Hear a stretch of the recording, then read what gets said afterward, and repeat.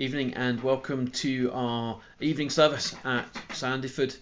A very warm welcome to all of you, and particularly if you're coming for the first time, it's great to have you with us. And if you are joining us for the first time, I'm afraid you are catching us towards the end of a series on the book of Hebrews. We're in the penultimate chapter, and today in Hebrews we're introduced to the idea of the heavenly city, in fact the heavenly mountain, and then the of Zion, and then the heavenly city of Jerusalem. I've probably already talked in length about a book called the Jesus Storybook Bible, which sounds like a kid's Bible because it is, but it's one of the few kids' Bibles where they've also released an adult version. They took out all of the pictures and made it into what looks like a more ordinary book, but the stories are the same, and I love them because actually they provide such a vivid picture of some of the stories. And I wanted to read as our introduction this morning from this interpretation of Revelation, where John receives a vision of the city of heaven, among other things. So this is just a section called A Dream of Heaven. John was one of Jesus' helpers. He was old now and living on an island, which might sound nice, except it was a prison.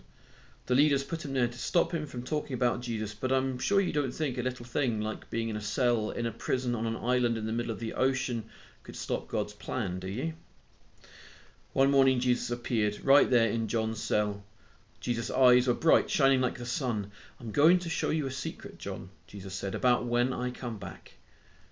His voice was like the sound of rushing waters. "Write down what you see so God's children can read it and wait with happy excitement." Then Jesus gave John a beautiful dream, except John was wide awake and what he saw was real, and one day it would all come true. "I see a throne, and on the throne is a king, and the king is Jesus. All around the throne people are bowing down.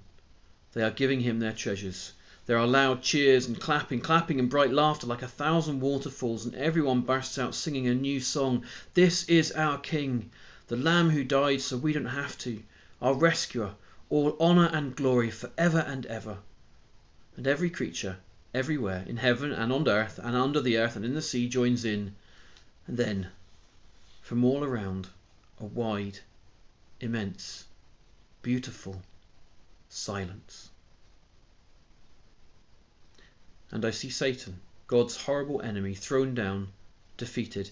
I see a sparkling city shimmering in the sky, glittering, glowing, coming down from heaven, and from the sky heaven is coming down to earth.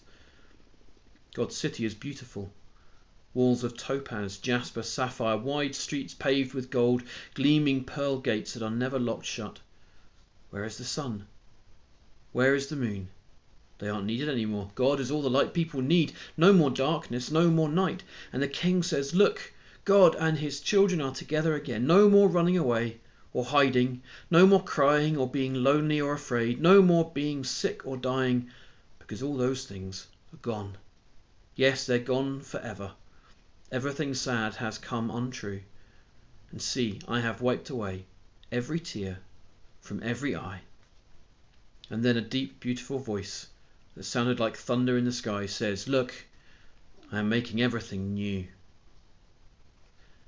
It was hard to squeeze all John saw into words and fit it onto a page and cram it into a book. All the words on all the pages of all the books in all the world would never be enough.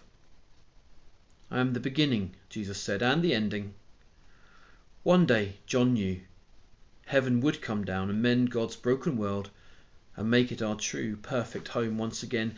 And he knew, in some mysterious way that would be hard to explain, that everything was going to be more wonderful for having once been so sad. And he knew then that the ending of the story was going to be so great, it would make all the sadness and tears and everything seem like just a shadow that is chased away by the morning sun. "I'm on my way," said Jesus. "I'll be there soon." John came to the end of his book, but he didn't write the end, because of course that's how stories finish, and this one's not over yet. So instead he wrote, "Come quickly, Jesus," which perhaps is really just another way of saying, "To be continued."